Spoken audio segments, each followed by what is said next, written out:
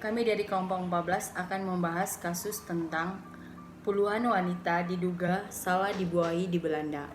Perkenalkan, nama saya Patricia Juliana Peri, NRP 15230190062. Yang pertama saya akan membahas tentang pengertian fertilisasi in vitro. Fertilisasi in vitro adalah sebuah teknologi kesehatan untuk membantu kerja reproduksi. Fertilisasi in vitro ini adalah proses pembuahan dengan cara mengekstraksi telur, mengambil sampel sperma, kemudian menggabungkan telur dan sperma secara manual pada wabah kaca di laboratorium. Yang pertama saya akan membahas akar makroetis dari kasus tersebut. Itu adalah lembaga medis Belanda, dibagi menjadi dua. Yang pertama, menginvestigasi terkait prosedur fertilisasi, dibagi menjadi tiga, yaitu investigasi prosedur fertilisasi in vitro atau bayi tabung. Itu adalah etis, menemukan pasangan yang ingin melaksanakan prosedur fertilisasi in vitro adalah etis, mencari informasi terkait pasangan yang menginginkan prosedur fertilisasi in vitro itu etis. Yang kedua, tidak menginvestigasi terkait prosedur fertilisasi itu menjadi bagi tiga lagi. Yang pertama, tidak menginvestigasi prosedur fertilisasi in vitro atau bayi tabung itu tidak etis. Tidak menemukan pasangan yang ingin melaksanakan prosedur fertilisasi in vitro itu etis.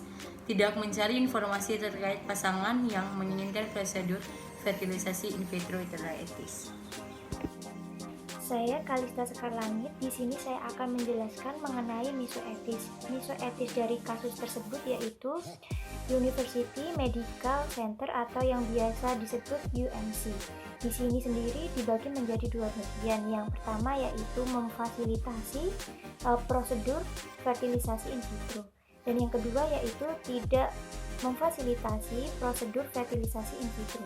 Yang pertama saya akan menjelaskan mengenai memfasilitasi prosedur fertilisasi in vitro. Yang pertama yaitu membantu mengatasi jika adanya kesalahan prosedur fertilisasi in vitro. Yang kedua yaitu membantu terjadinya proses kehamilan. Dan yang ketiga yaitu membantu mempertemukan sel telur yang telah matang dari ovarium sang istri bertemu dengan sel sperma dari sang suami di laboratorium. Dan yang selanjutnya saya akan menjelaskan mengenai tidak memfasilitasi prosedur fertilisasi in vitro. Dibagi menjadi tiga. Yang pertama yaitu tidak mengatasi jika ada kesalahan dalam prosedur fertilisasi in vitro. Dan yang kedua yaitu tidak membantu terjadinya proses kehamilan. Dan yang ketiga yaitu tidak membantu mempertemukan sel telur yang telah matang dari ovarium sang istri bertemu dengan sel sperma dari sang suami di laboratorium. Di sini saya akan menjelaskan tentang cap mikroetis, yaitu ada seorang pasutri dan dibagi menjadi dua bagian, yaitu melakukan fertilisasi in vitro dan tidak melakukan fertilisasi in vitro. Untuk fertilisasi in vitro sendiri dibagi menjadi dua bagian, yaitu penggabungan sel sperma serta sel ovum, serta anak dapat lahir dengan normal atau dengan kecacatan. Selanjutnya, tidak mengalami fertilisasi atau tidak melakukan fertilisasi in vitro dibagi menjadi dua, yaitu tidak terjadi penggabungan sel sperma dan sel ovum serta tidak bisa memiliki anak.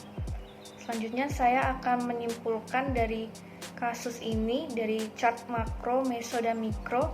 Pada kasus yang kami dapatkan bahwa pasutri ini melakukan prosedur fertilisasi in vitro telah mengetahui bahwa prosedur ini sebenarnya sangat berbahaya. Tetapi keduanya memilih untuk melakukan karena ingin mendapatkan sang buah hati atau anak. Saat melakukan fertilisasi in vitro, terjadi sebuah kesalahan atau kesalahan prosedur yang mengakibatkan tercampurnya sel sperma. Sehingga salah satu pihak pasien, yaitu seorang wanita dari Singapura, menggugat klinik karena adanya suatu kelalaian terjadi campur baur antara sel sperma suaminya dengan pria lain. Lalu menurut kelompok kami, saat akan melakukan prosedur fertilisasi in vitro diperlukan suatu ketelitian yang tinggi saat melakukan prosedur tersebut. Pasutri harus benar-benar memeriksa apakah lembaga tersebut terpercaya atau tidak. Pak Sutri boleh melakukan fertilisasi in vitro bila dinyatakan oleh dokter tidak dapat memiliki anak secara normal. Jika tidak dinyatakan tidak dapat memiliki anak secara normal, maka boleh melakukan fertilisasi in vitro sesuai prosedur dan menurut kepercayaan masing-masing. Sekian dari kelompok kami dari chart makro, meso, dan mikro. Terima kasih.